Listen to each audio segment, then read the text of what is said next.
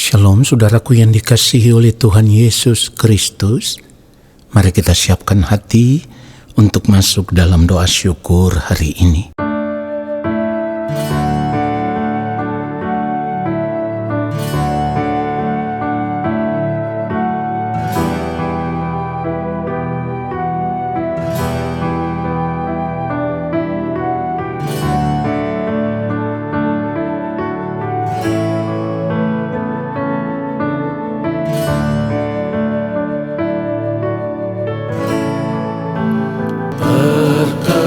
Perkenankan hamba-Mu, ya Bapa, masuk dalam hadirat-Mu yang kudus. Perkenankan hamba-Mu, ya Yesus, sujud menyembah dalam kekudusan.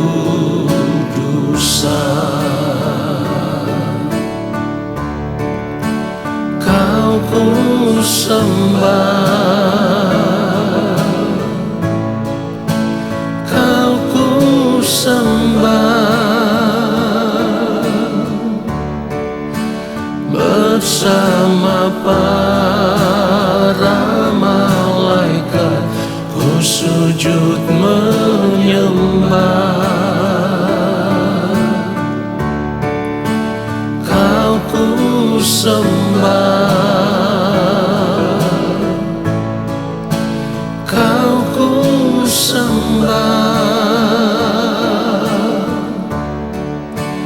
bersama para malaikat ku sujud menyembah. Kau ku sembah, Kau ku sembah, bersama para malaikat ku sujud menyembah. Kau ku sembah, Kau ku sembah, bersama para malaikat ku sujud menyembah. Bersama para malaikat ku sujud menyembah. Sujud menyembah.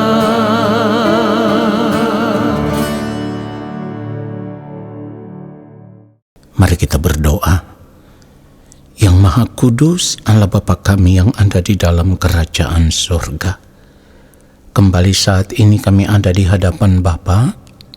Kami mau duduk diam di dalam hadirat-Mu, dan kami mau menanti-nantikan Engkau berbicara bagi kami. Urapi hamba-Mu ya Allah, untuk menyampaikan kebenaran firman-Mu seperti yang Engkau kehendaki. Di dalam nama Tuhan Yesus Kristus kami berdoa, dan kami siapkan hati menerima kebenaran firman Tuhan saat ini. Amin. Saudara yang dikasihi oleh Tuhan Yesus Kristus, kita harus selalu menyadari bahwa kita ini adalah ciptaan Allah. Itu berarti kita juga harus benar-benar sadar kita tidak berhak atas seluruh kehidupan ini. Ya, kita tidak berhak atas kehidupan kita sendiri. Sebab sebagai ciptaan, kita harus hidup hanya untuk melakukan apa yang menjadi kehendak dari Sang Pencipta itu. yang sekaligus menjadi pemilik hidup kita. Nah, saudaraku, ini harus benar-benar kita sadari, karena kejatuhan manusia ke dalam dosa seharusnya membuat kita semua akan terbuang ke dalam api kekal ketika nanti kita berada di balik kematian. Dan ini tragis sekali, saudaraku. Artinya, semua manusia akan mengalami maut. Maut itu adalah kematian yang kedua. Nah, tetapi kita bersyukur kepada Allah oleh kasih karunia Allah di dalam Tuhan Yesus Kristus, kita ditebus. Supaya pada akhirnya kita bisa memperoleh pengharapan akan hidup yang kekal ketika nanti kita berada di balik kematian, yaitu di kehidupan yang kekal. Jadi kalau kita mengerti akan hal ini, lalu kita melihat apa yang diberikan oleh Allah Bapa di sorga kepada kita, yaitu kasih karunia di dalam Tuhan Yesus Kristus yang sudah kita terima, seharusnya kita sadar Allah Bapa di sorga selalu memberikan yang terbaik untuk kehidupan kita. Pertanyaannya sekarang, apa yang sudah kita buat bagi Allah selama ini? Ya, apa yang sudah kita buat dengan hidup kita selama ini? Apa yang sudah kita persembahkan bagi Allah?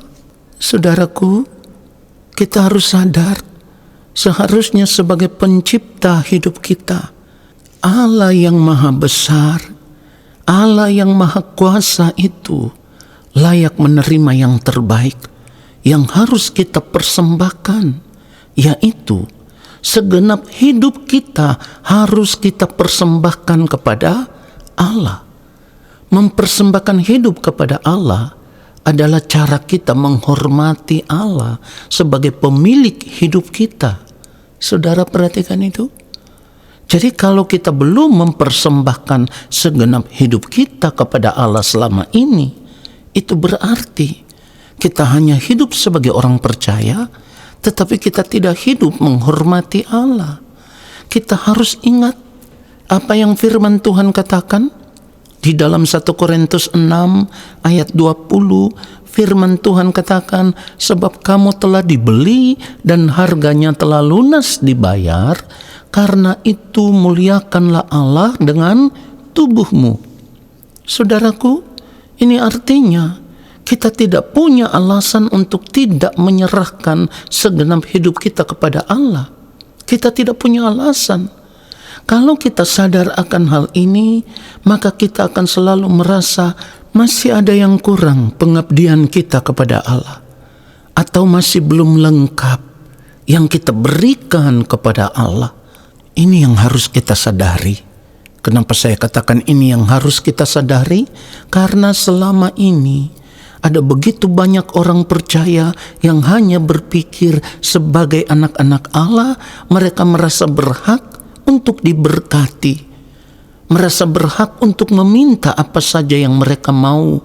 Tetapi sebaliknya, mereka tidak pernah berpikir apakah mereka sudah berbuat yang terbaik bagi Allah, sudah menyerahkan segenap hidup mereka bagi Allah, sudah hidup memuliakan Allah, atau belum. Saudaraku, kalau harus jujur, hal ini tidak pernah dipikirkan.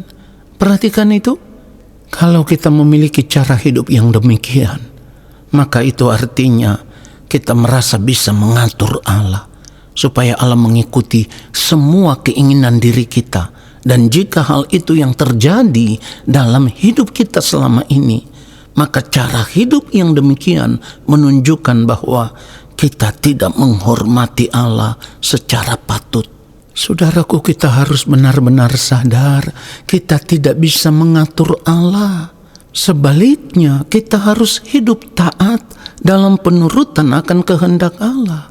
Artinya, kita harus hidup hanya untuk melakukan apa yang menjadi kehendak Allah Bapa di sorga.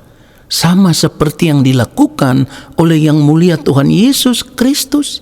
Ketika hidup di dunia ini dalam keadaan sebagai manusia, Tuhan Yesus hidup hanya untuk melakukan apa yang menjadi kehendak Allah Bapa di sorga.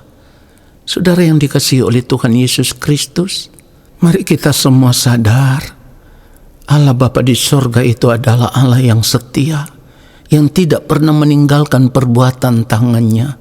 Artinya, Allah tahu benar apa yang kita perlukan dalam hidup ini.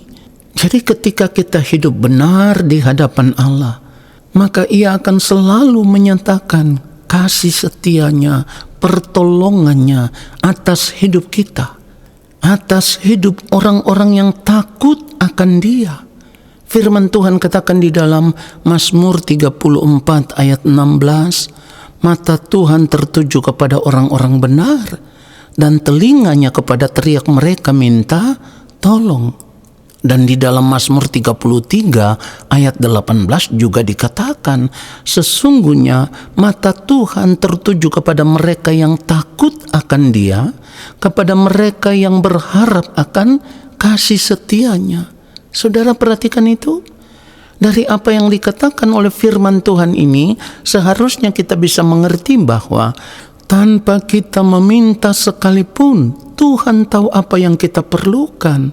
Ini juga yang dikatakan di dalam Matius pasal 6. Kalau nanti saudara baca, ada kalimat yang berkata, Bapamu yang di sorga tahu bahwa kamu memerlukan semuanya itu.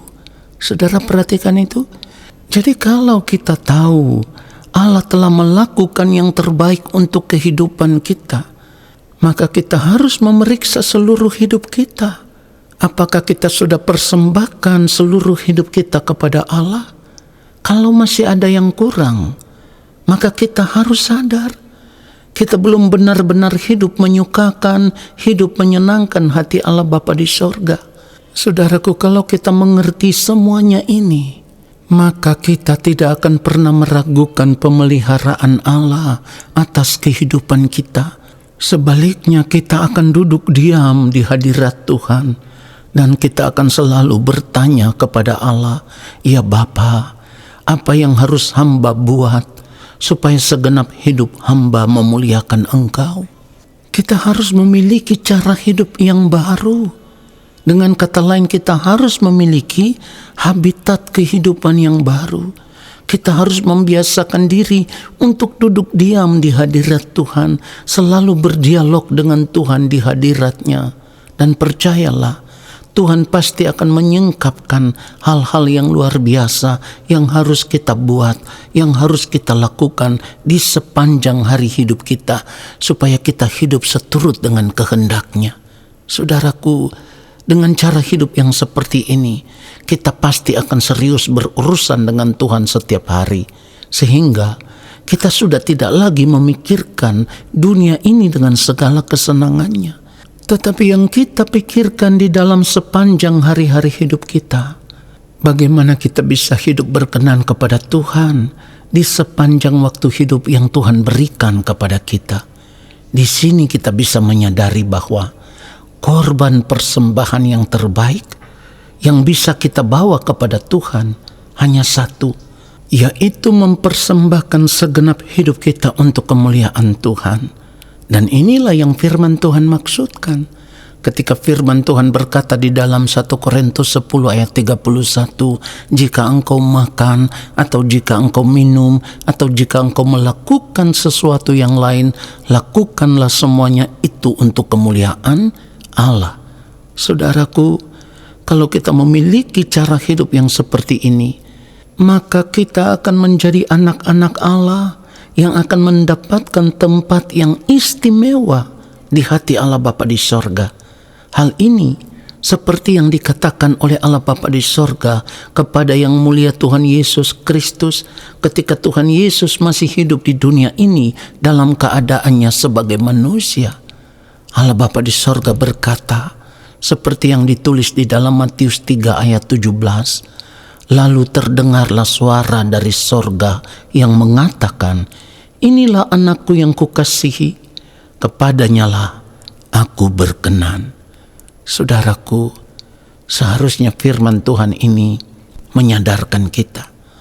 Kita tidak perlu meragukan pemeliharaan Allah.